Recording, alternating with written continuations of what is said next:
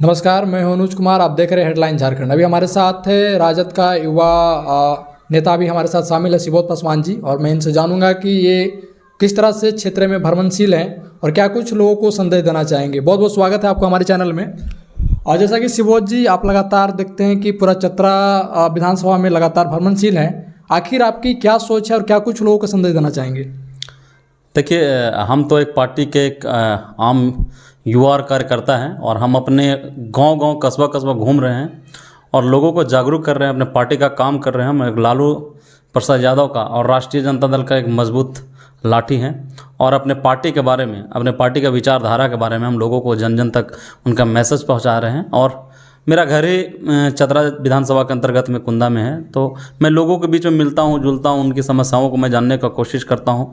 चूँकि मैं कहीं ना कहीं ये मेरा दायित्व भी है, एक युवा होने के नाते और इस चतरा का बेटा होने के नाते मेरा दायित्व भी है कि हम अपने लोगों के बारे में, हक और हकूक़ की लड़ाई को, जो लड़ाई है उसके बारे में जानकारी दे और अपने अधिकार के बारे में लोगों को जागरूक करें। जैसा कि सुबोध जी, आप एक युवा भी हैं और एक पढ़े लिखे इंसान हैं, आप इंजीनियर भी हैं, लेकिन आपको क्या लगा कि आप राजनीति में आ गए हैं? क्या कुछ सोचकर आप राजनीति में आए हैं? देखिए, जब एक आम बच्चा जी समाज की परिकथाओं को तोड़ते हुए जब समाज के अग्रणी पंक्ति में पहुंचता है तो रसूखदारों को पेट में बहुत दर्द होता है। और ये किसी से छुपा हुआ नहीं है। हम एक युवा हैं, हमने गरीबी देखी है, हमने बेरोजगारी देखी है, हमने भूखमरी देखी है। हमारे यहाँ बिजली नहीं था, हमारे यहाँ रोड नहीं थे, सड़कें नहीं थे। आज से 10 साल पहले चल जाइए तो ऐसा कालखंड था ये चतरा विधानसभा के अंतर्गत में, और ऐसा एक जगह था कुंदा कि लोग आने से और जाने से घबराते थे। मैं अपने लोगों को हमेशा यह संदेश भी देना चाहता हूँ कि अब आइए और अपना हक और हकूक़ और अपने अधिकार को पहचानिए, और अपने अधिकार को पहचानिए कि चतरा एक ऐसा जगह है जो युवाओं को आगे आने की भी ज़रूरत है।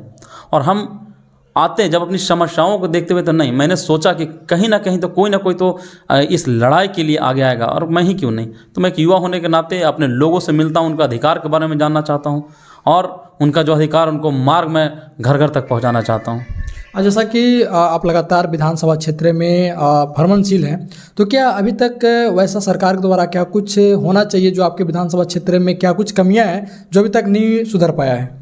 देखिए, हमारी सरकार ने काफ़ी कार्य अच्छा किया है और बहुत सारे बेरोजगार युवाओं को रोजगार के माध्यम से सृजन किया है, और घर घर पक्का मकान हो, बिजली हो और रोजगार की गारंटी योजना हो, और हर तरीके से जैसा भी झारखंड में विकास की गति होना चाहिए, इस सरकार से काफ़ी संतुष्ट है। लेकिन कहीं ना कहीं ये दुख भी होता है कि केंद्र की जो सरकार है, नरेंद्र मोदी सरकार, वो यहाँ के जनता के साथ अन्याय कर रहा है। यहाँ की चुनी हुई जनता को उन्होंने जिस तरीके से गिराया, जिस तरह से उन्होंने एक साजिश के तहत हेमंत सोरेन, माननीय युवा सम्राट, को जेल भेजने का कार्य किया, तो यहाँ की जनता में काफ़ी दर्द है और ये दर्द उनको बहुत भारी पड़ेगा। क्योंकि ये जो जनादेश को उन्होंने जो अपमान किया और कहीं ना कहीं ये झूठे आरोप में माननीय मुख्यमंत्री हेमंत सोरेन को जेल भेजने का जो कार्य किया, इसके लिए झारखंड की जनता को कतई माफ़ नहीं आप ये कैसे कह सकते हैं कि झूठा आरोप है? उनके पास तो ईडी की पूछताछ भी चली है और कई जगहों पे उनका जब कागजात जब निकली है तभी तो उनको ईडी ने गिरफ्तार किया है। मैं तो यही बोलता हूँ कि आखिर पक्ष के ही लोग क्यों, विपक्ष के क्यों नहीं? जहाँ भी भारत में अगर भारतीय जनता पार्टी की सरकार है, वहाँ ईडी क्यों नहीं जाती है, वहाँ सीबीआई क्यों नहीं जाती, वहाँ इनकम टैक्स क्यों नहीं जाती? आखिर एक चुनी हुई जनता की सरकार, जहाँ भारतीय जनता पार्टी के जहाँ सरकार नहीं, वहाँ ही क्यों? बिहार में देखिए हमारी सरकार थी, वहाँ गिरा दिया गया, और महाराष्ट्र में देखिए क्या हाल है, पश्चिम बंगाल का देखिए क्या हाल है, और अब हमारा झारखंड में भी क्या हाल है। ये राष्ट्रीय जनता दल कभी भी भारतीय जनता पार्टी के सामने अपना सर नहीं झुकाएगी, और झारखंड में भी हम लोग, जो हमारी महागठबंधन की सरकार है, गठबंधन की सरकार है, हम लोग कभी भी अपना सर नहीं झुकाएंगे। जैसा कि सुबोध जी, जैसा कि अभी तो झारखंड में आपकी सरकार है, लेकिन लोगों का शिकायत है कि झारखंड में ना तो अच्छे से बिजली व्यवस्था हो पा रही है, सुचारू रूप से नहीं चल पा रही, बहुत सारे ऐसी समस्या है, जबकि झारखंड खनिज संपदा से परिपूर्ण है। और कहा जाए तो जितने भी कोयले वगैरह हैं सभी यहाँ से दूसरे कंट्री में और दूसरे स्टेट में सप्लाई, और फिर भी यहाँ पे बिजली इतना कम क्यों मिलती है, और जबकि आपकी सरकार भी यहाँ पे, इस पर क्या कुछ कहना चाहेंगे? देखिए, इसमें सारा दोष भारतीय जनता पार्टी के है।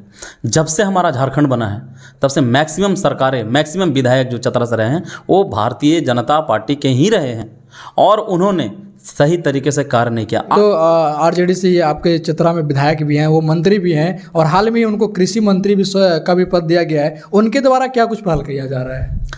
देखिए, हमारे सरकार है, विधायक हैं, अच्छा काम कर रहे हैं, आगे भी अच्छा काम करेंगे। अब सरकार में जो भी उनको जिम्मेदारी मिलेगा उनका अच्छा से ये काम कर रहे हैं, सही से काम कर रहे हैं और लोगों के साथ मिलते जुलते रहते हैं। और आने वाला समय में भी हम लोग एक नया पटाक्षेप लिखेंगे। जैसा कि मुझे आप लगातार भ्रमणशील हैं क्षेत्रों में, मुझे पता चला है कि आप लोग ये विधानसभा की तैयारियां में लगे हुए हैं, तो क्या कुछ है कहना चाहेंगे इसको लेकर?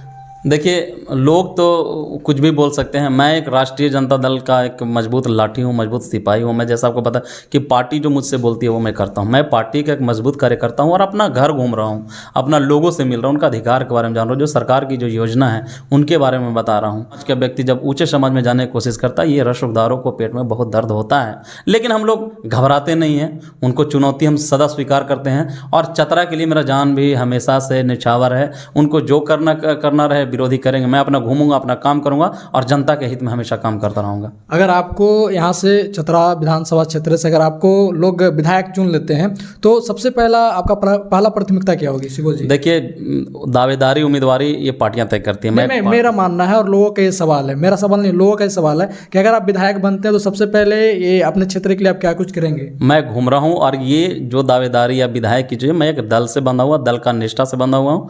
दल हमसे जो कार्य करेगी मैं उस पर 100% खरा उतरूंगा। युवाओं को क्या संदेश देना चाहेंगे? युवाओं को बस यही संदेश देना चाहते हैं कि आप डरे नहीं किसी से, क्योंकि जब आप अपना युवा राजनीति जब तैयारी करेंगे तो कहीं ना कहीं जो आपके अगेंस्ट जो विरोधी है वो आपका छवि खराब करेंगे, आपके ऊपर केस कराएंगे, मनगढ़ंत स्कैंडल यूज़ करेंगे। तो आपको डरना नहीं है, आपको मजबूती के साथ टिके रहना है, आपको मजबूती के साथ डटे रहना है। वक्त बदलता है, बाबा साहब का संविधान एक ऐसा चीज़ है जो वक्त बदलता है और वक्त जब बदलेगा तो आपका जो ये कला है, आपका जो काम करने की शक्ति है, कभी ना कभी चतरा में दिखाने का मौका मिलेगा। उस दिन का इंतजार कीजिए और युवा लोग आइए और राजनीति ज्वाइन कीजिए। राजनीति के माध्यम से ही सारे मार्ग प्रशस्त होंगे। तो अभी जैसा कि अभी हमारे साथ इंजीनियर सुबोध पासवान जी जुड़े हुए थे, तो अभी हमारे साथ ये बने हुए थे और बने रहे हमारे साथ, और देखते रहे।